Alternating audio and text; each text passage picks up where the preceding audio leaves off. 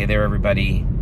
It is November 11th, 2021, and we are heading down to San Diego Convention Center to just take a look at kind of what's open, what's not open, do a little bit of recon for Comic-Con Special Edition. After 859 days away, CCI will be having their first show, and we can't say how excited we are. It's just off the charts. That said, we had planned, like during Comic-Con at home and stuff, we'd said like when the November show comes, we're going to be going down all the time, getting a bunch of video. For us, it's like a three and a half hour round trip drive when traffic's not terrible. So that said, there just hasn't been a lot of developments, as you know, if you are a fan of this event, you're excited about this event. So we are going to cover it in full all over the place as the weekend hits. But leading up to it, it's looking like it's going to be a little lighter than we had expected, which is fine.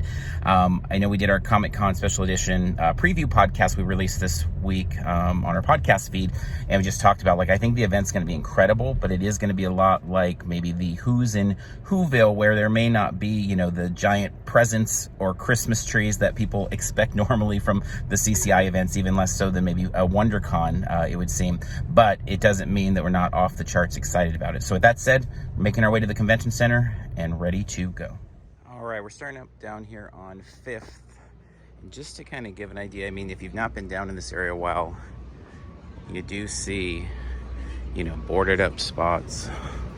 Lots of things have left. New things have emerged in terms of shopping, dining, all of that. CVS persists, still here.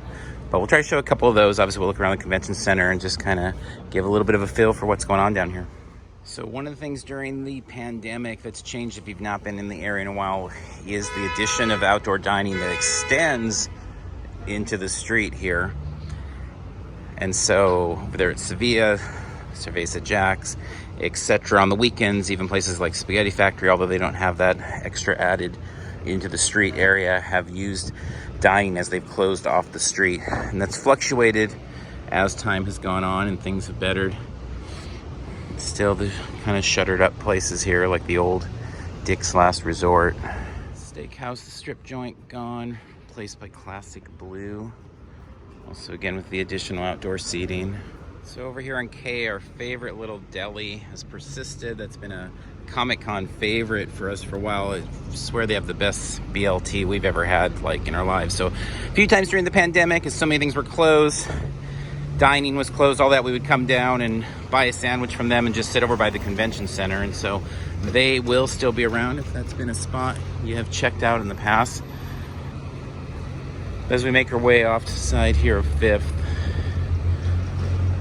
we can see this spot, which I always forget the name. What was it? Toscana. Yeah. Shuttered. They always put out some cool just decor and stuff for Comic-Con. They are gone. Spaghetti Factory, still there, still standing. Mary Jane's is there, although we found them to have incredibly limited hours. But again, we've been visiting down here in very different types of times. Days of Padre games, things light up. Others days, not so much. Chuck Jones Gallery has moved along. Which is unfortunate. That was one of those spots that we always thought was our little Comic-Con spot, to be able to check out days in advance. Royal Bee, gone. Competitions perseveres. And our little spot here that always becomes a Peanuts flavored place, Bell's shop and things like that, gone as well. Doesn't mean it can't be purchased, as we're looking out to July next year. But we don't anticipate, any real off-site stuff. There's the Gundam base that was recently announced. It's over in Balboa, which is cool. And then they're going to have a presence on the Comic-Con Special Edition floor. But in general, most things are going to be obviously housed on the inside. And there it is. Let's take a moment to soak that in, because I know we have, again, come down here a lot during the pandemic just to see that building and think about all the old times, the friends, celebrity stuff, the comic stuff, all the stuff. And that is what has us most excited. We know that this will be a very different type of show, but as we see with a lot of things, I mean, if you look at New York Comic Con Special Edition, for most conventions, and even for the stuff we cover in parks, most of them need to have some, you know, kind of a starter spot to get back to the really good stuff. So the parks are finally getting back to the more normal stuff, but conventions are kind of coming out the box now. And in many cases, we're going to have kind of the smaller starter type show. We're so excited that they decided to do this. We know Thanksgiving weekend is not an ideal time to do it, but wow, I mean, as many days as we've waited for it, we're excited for it. So we've had all these signs about, you know, special events and closing down the streets during COVID. We've not found them to be very consistent, so it might just be when we're haphazardly coming down here, but we found it like today is Thursday and Fifth Avenue is open. So anyway, Nobu, we've seen them open with added outdoor dining out here, kind of similar to Spaghetti Factory, where they've allowed more people to sit outside.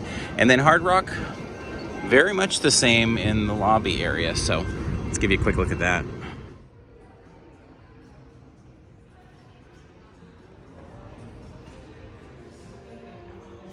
And the Hard Rock gift shop still there with all its cool stuff. People get to see a little bit of Christmas flavor this time.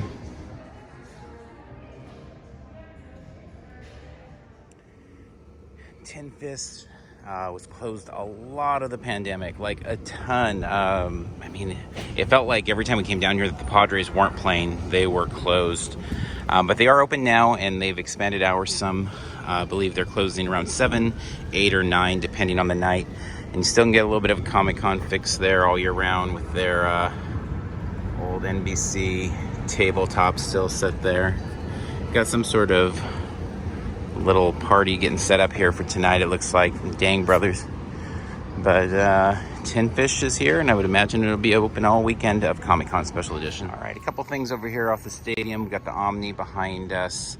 Broken Yoke is open for breakfast again, so you can check them out.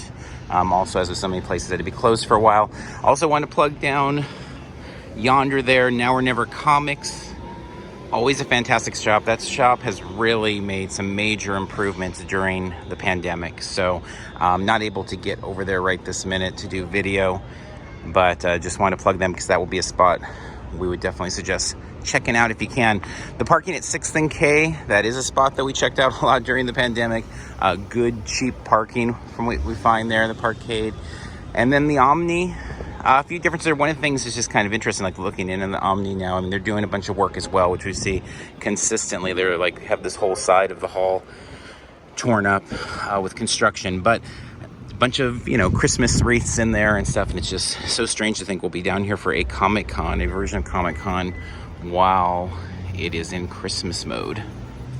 All right, over here in Harbor, once again, it will be closing down to traffic, so between First and Park. So it'll make for easy access for pedestrians to get back and forth from the Gaslamp to the convention center. All right, there's those beautiful stairs that I'm sure looks very familiar to people watching this. It's interesting, so there's a Realtors Conference right now. This is the first time we have been here in all these years since Comic-Con 2019 that there's been a show kind of this scale. I mean, most of the time there was no shows at all, obviously, but this is a full-on big convention taking over the bulk of the convention center and even having shuttles. You can see these big buses picking people up, dropping them off, very Comic-Con style. So it's just good to see a big convention happening, even though it's not our convention quite yet. Just a day or two before coming down here to do some video, there was the announcement that there will be a shuttle system for those that are going over to the Comic-Con Museum, those that have tickets for that. And also there will be ADA shuttles from some of the hotels and stuff to help with that. So definitely check the website there. Also, this is a good time to remind, as we always do in our videos, to follow along with the San Diego Comic-Con unofficial blog, as well as Outside Comic-Con, for so much information. They already have a variety of articles. They're gathering up lists of those that are doing commissions and exclusives and you know, little comedy clubs, shows, and pub crawls and stuff. So definitely follow along with them for all of the latest. All right, across the way to the Hilton Bayfront. We've got a little banner up there that almost feels Comic-Con. It's got some drawing anime noted at the front, out top, but definitely not what we're used to there. But that said, the Hilton Bayfront, they were closed for a long time. They have reopened. Vela has been undergoing significant changes. They've got a food truck that's pretty well permanent out here now. And over here, we've still got the Starbucks and Sweet Things frozen yogurt. That was one of those small businesses was really worried about during all the closures and stuff, but somehow they've made it, and we are glad that they have survived and will be here for Comic-Con special edition and hopefully lots of Comic-Cons after. They have a great version of the Dole Whip, all sorts of different versions of that, ice cream smoothies, etc.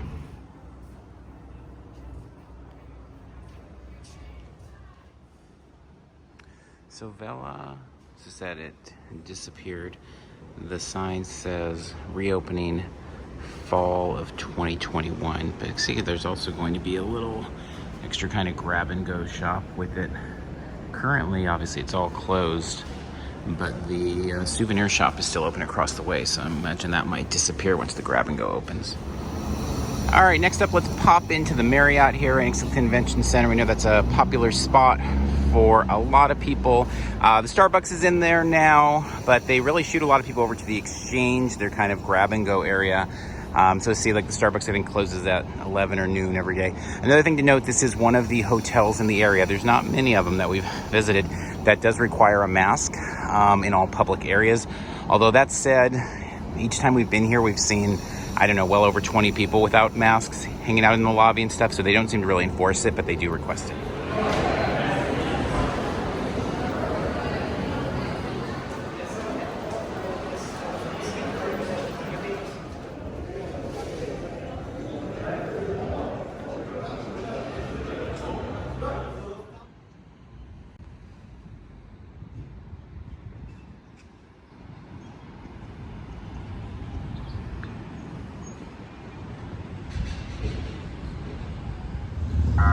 All right, so as we wrap up here in San Diego, I wish we had, more comic stuff to show you, pop culture stuff, off-sites being built, all of that.